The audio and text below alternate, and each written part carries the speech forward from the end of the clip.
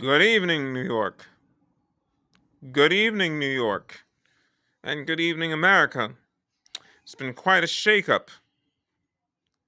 My whole building shook like jelly. Early this morning, towards the afternoon, we were going to do some gaming since, well, the 4-day week is replacing the 6-day week. I'm happy in the least to have survived a catastrophic earthquake. I could tell immediately that's what happened because I survived an earthquake around 1986. You know, when Bree Walker got her arm messed up from being too close to the fault line. Uh, Now on to a little more of a sobering statistic, if you can call that. Uh, Mayor Mike Adams has invited Governor Greg Abbott of Texas to sleep on what we might call an adequate cot, a taut cot with a firm pillow. Now, I've got it way more adequate than those New York City homeless shelters. And you know what I say to Eric Adams? Have you no shelter? This is a very suburban outlook considering he's an urban black mayor. Oh, yeah. He can have homeless people, as he likes to call them, anywhere he wants as long as it's not in his backyard. Well, that's the NIMBY syndrome, Eric Adams. Think of it. You are sacrificing the very vote for their quality of life. And I've been known to say that a politician is judged by his quality of life. And the quality of life is not judged by his politician. Clearly, I was wrong, and praise God I learned it. What would you do? Earthquake or no earthquake? What would you do if you had to be bussed perhaps all the way to Canada and you needed a place to sleep?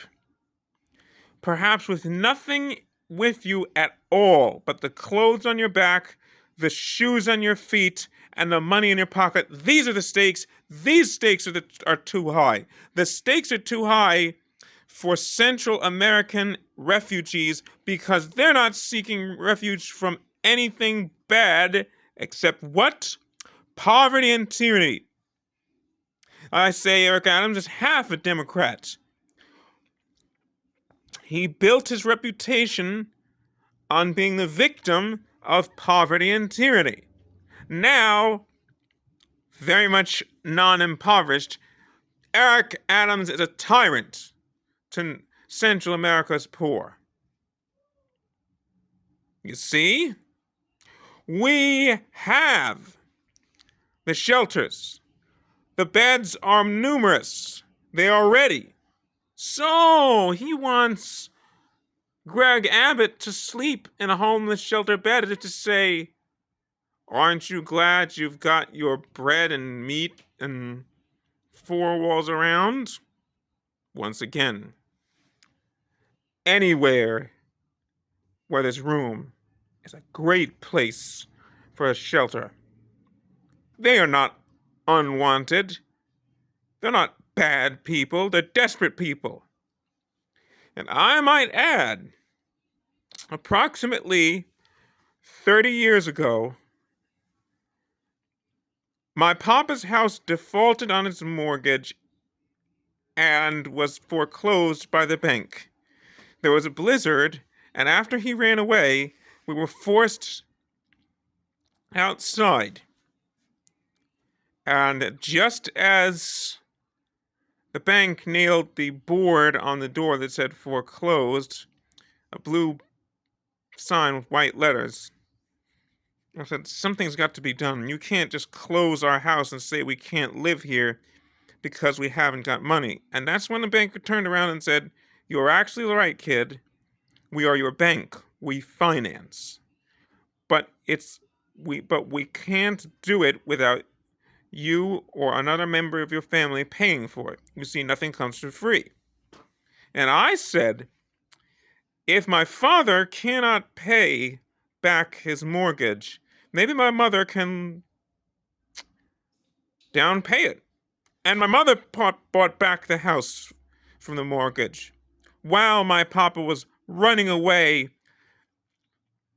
crying in the rain and snow, feeling bad for himself. Well, he actually said, I can't live like this.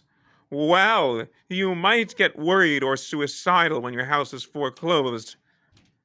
It's a damn sight better to be in a homeless shelter than dying on the streets in the snow. I hope that's what Eric Adams thinks. When up county and upstate, we had an April snow. So once again, I ask to Eric Adams, are there no shelters? Are you going to pooty-poo the decency of these shelters and the people coming to them because they don't make your backyard look good? Well, I know how I'd answer, and that's up to all of you to figure out.